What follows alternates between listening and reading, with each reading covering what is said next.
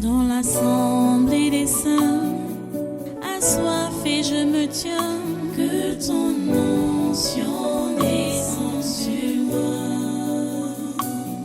Conscient que mon destin est dans le creux de ta main, que ton onction descende sur moi. Je suis disposé, assoiffé, que ton onction descende sur moi. Je suis disposé, assoiffé, que ton onction descende sur moi.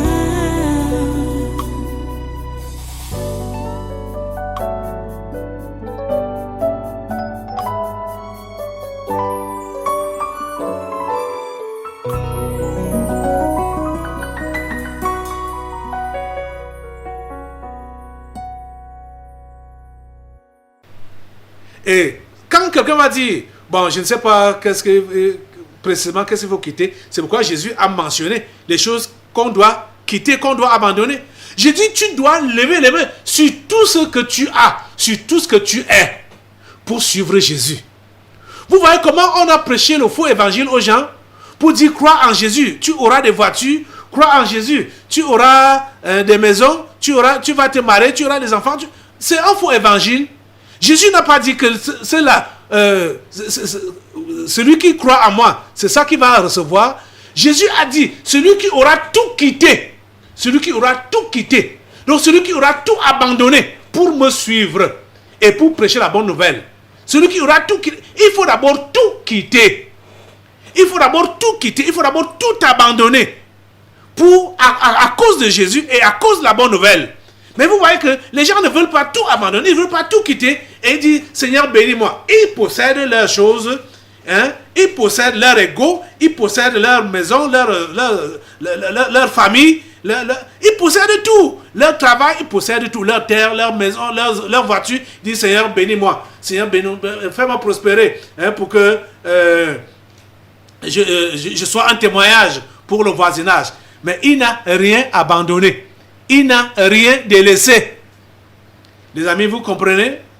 Donc, ceux que vous voyez donc à l'église et qui sont là stagnants sur place, ou même visiblement, ils montrent qui sont les ennemis de Dieu et les ennemis de l'évangile, les ennemis de l'église, par leur mauvais comportement, par leur haine ouverte, par les offenses ouvertes qu'ils font, hein, consciemment aux gens comme ça là. Comprenez que c'est des gens qui sont venus à l'église et qui n'ont jamais tout quitté pour Jésus et pour la bonne nouvelle. Ils n'ont jamais tout quitté.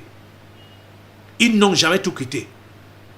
Donc, c'est des gens qui sont là et qui ont pour Dieu leur propre personne d'abord et leur possession ensuite. Parce que c'est quand tu as toi-même, quand tu es toi-même ton propre Dieu, tes biens sont là également donc pour te servir. Vous comprenez? Tes biens sont là pour te servir, toi et toi seul. Donc, ce qu'on peut appeler là amour fraternel, tu ne peux pas connaître ça. Tu ne connais pas ça. Donc, n'en parlons pas donc de dire que tu vas donc protéger ton frère ou ta soeur, ou tu vas le nourrir, devenir son berger. Ce n'est pas ton histoire.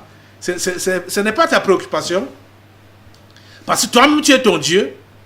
Et tes avoirs ou tes biens sont tes serviteurs.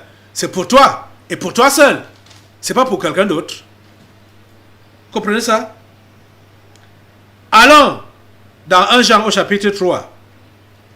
1 Jean chapitre 3.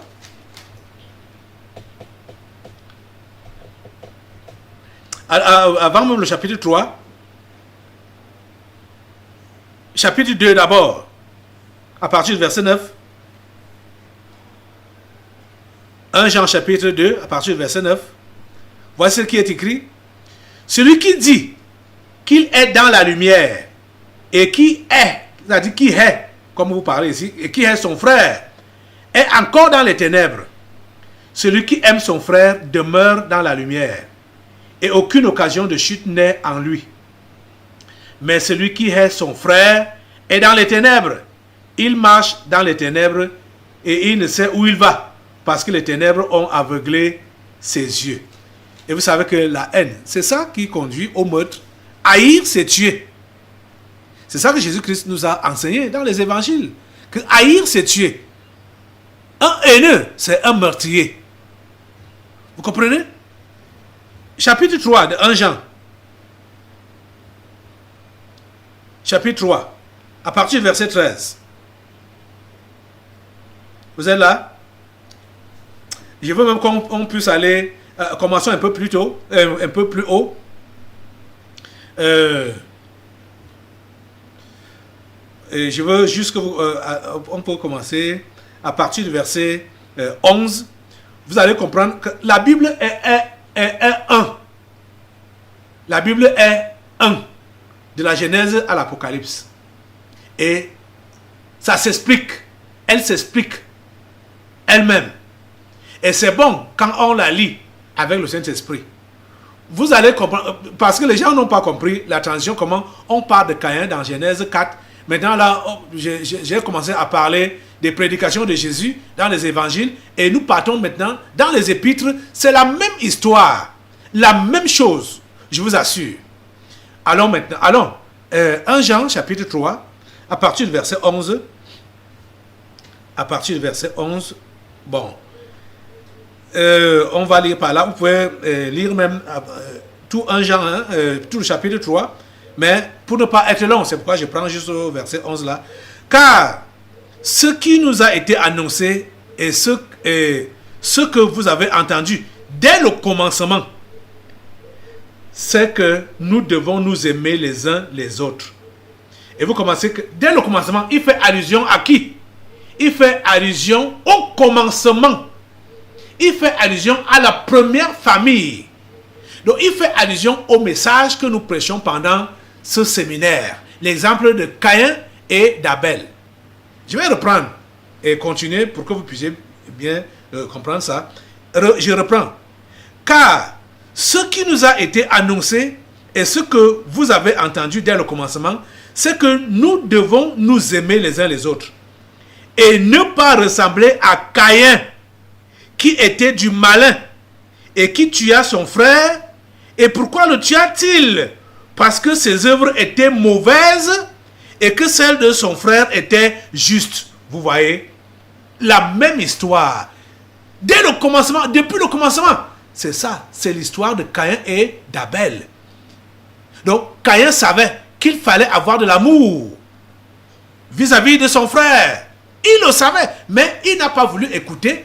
Il a plutôt accepté de suivre le conseil de Satan, le conseil du malin, en détestant donc son frère et en le tuant.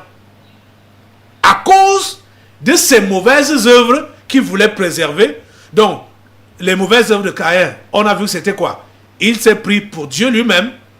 Il n'a pas mis Dieu à la première place dans son cœur. Vous voyez? C'était ça, l'idolâtrie. Vous voyez? Et je vais reprendre le verset 12. Et ne pas ressembler à Caïn qui était du malin et qui tua son frère. Et pourquoi le tua-t-il? Parce que ses œuvres étaient mauvaises et que celles de son frère étaient justes. Ne vous étonnez pas, frères, si le monde vous hait. Nous savons que nous ne sommes pas... Pardon. Nous savons que nous sommes passés de la mort à la vie parce que nous aimons les frères. Celui qui n'aime pas demeure dans la mort. Quiconque hait son frère est un meurtrier. Et vous savez qu'aucun meurtrier n'a la vie éternelle demeurant en lui. Nous avons connu l'amour en ce qu'il a donné sa vie pour nous. Nous aussi, nous devons donner notre vie pour les frères. Vous voyez? Voilà ça que Jean nous répète et nous réitère. Vous voyez? Qu'est-ce qui a été donc à l'origine de ce que Caïn a commis comme mauvais acte? On va conclure. c'était le manque d'amour. C'était donc la haine. On peut dire c'était la haine, comme on peut dire c'était le manque d'amour. Et comme il n'a pas aimé son frère, il a préféré le tuer. C'est-à-dire l'offense extrême. Et la Bible nous fait donc comprendre ici que toi qui prétends être enfant de Dieu, quand tu as de la haine dans ton cœur, tu es semblable à Caïn parce que tu es un meurtrier.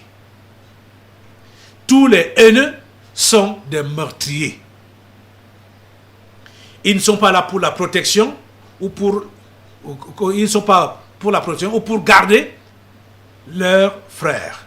Ils sont là pour les éliminer. Les amis, je ne sais pas pour quel but vous êtes à l'église ici ce matin. Je ne sais pas pour quel but vous venez à l'église depuis des années aujourd'hui. Je ne sais pas pour quel but. Si vous n'êtes pas là pour accomplir le plan de Dieu, pour pratiquer ce qui a été enseigné dès le commencement, l'amour pour le prochain, l'amour pour votre frère, vous devez comprendre que ce lieu ne vous sied pas. Ce lieu ne vous sied pas. Vous comprenez ça? Jean dit, nous savons que nous sommes passés de la mort à la vie parce que nous aimons les frères. Celui qui n'aime pas demeure dans la mort. Celui qui n'aime pas demeure dans la mort.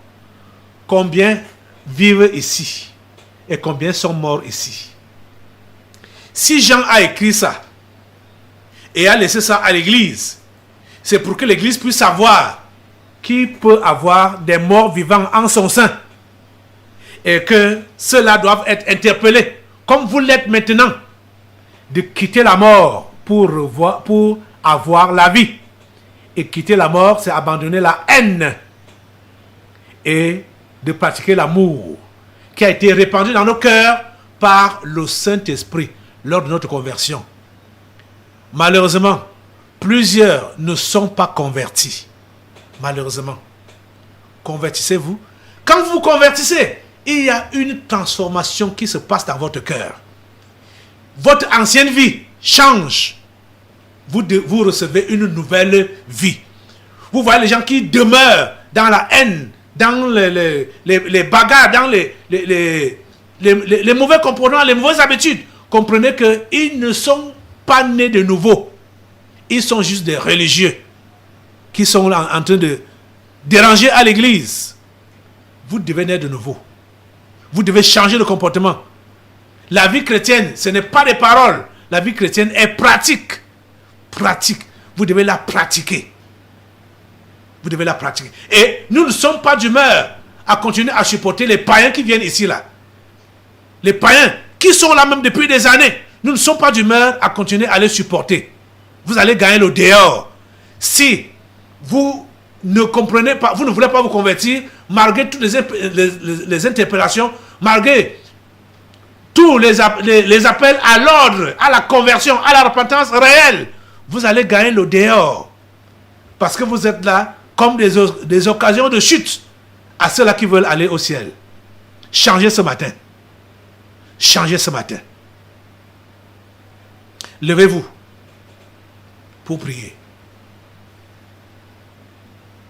Seigneur Dieu, s'il te plaît, ceux qui sont de toi, touche leur cœur et donne-leur la grâce de te faire appel maintenant. Rien n'était impossible. Plusieurs sont ici. Plusieurs. Les voici devant moi. Les voici devant toi. Leur cœur. Eux seuls savent. Et toi aussi tu sais. Où est attaché leur cœur? Leur cœur est attaché à leur propre personne. Et leur cœur est attaché aux possessions matérielles. À la matière. Au matériel. À l'argent. Aux biens matériels. Et ils viennent ici pour se cacher. Ils viennent ici pour avoir les grâces et pour ne pas mourir entre les mains des sorciers de leur famille. Pourtant, ils n'ont rien à voir avec toi, ni avec ton évangile. Je prie, Seigneur, ce matin, agis. Ceux qui sont simples et que tu as prévus au salut, s'il te plaît, sauve-les. Sauve-les. Change-les maintenant, Seigneur, s'il te plaît, change-les. Et Seigneur, ceux qui ne sont pas de toi, tamise. Tamise. Tom, tu as donné des avertissements par rapport à ceux-là qui causent des scandales à tes petits-enfants. Seigneur, je prie que tu interviennes. Je prie que tu interviennes, je prie que tu agisses, oh Dieu. Ton église a besoin d'être une seule église, d'avoir un même cœur, d'être réellement ta représentation sur cette terre. Tu veux l'utiliser. Tu veux utiliser ton église. Je prie, Père Saint, que tu nettoies ton église. Je prie, Père Saint, que tu nettoies ton église. Je prie, Père Saint, que tu nettoies ton église au nom puissant de Jésus. Ô Père, merci de nous écouter. Prions encore le Seigneur avec le groupe Exo dans ce chant. Guéris ton église.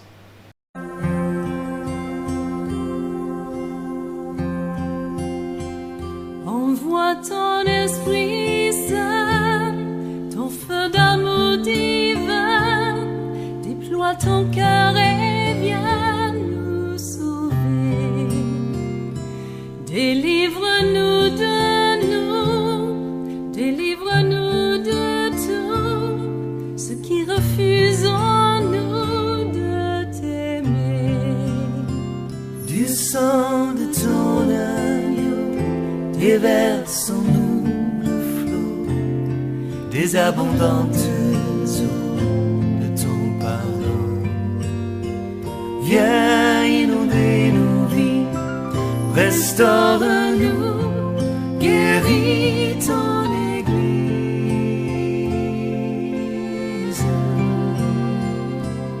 Reçois de nous, Seigneur, le chant de notre cœur, du lieu où tu demeures, réponds-nous. Plus d'amour encore, plus puissant et plus fort, viens sanctifier ton corps par nous.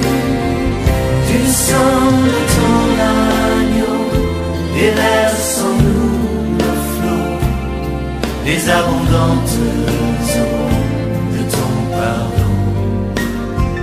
Viens inonder nos vies, restaure-nous, guéris notre monde.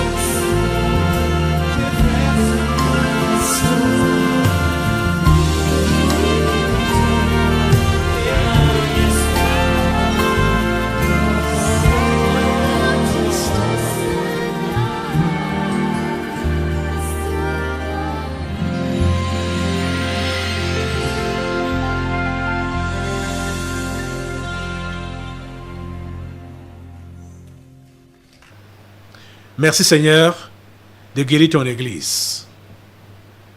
Et merci Seigneur de guérir ton Église. Et merci au Dieu d'enclencher ce réveil, d'abord au sein de ton Église, et qui va envahir le monde entier. Au nom puissant de Jésus, nous avons prié. Amen. Asseyez-vous et nous passons aux délivrances prophétiques.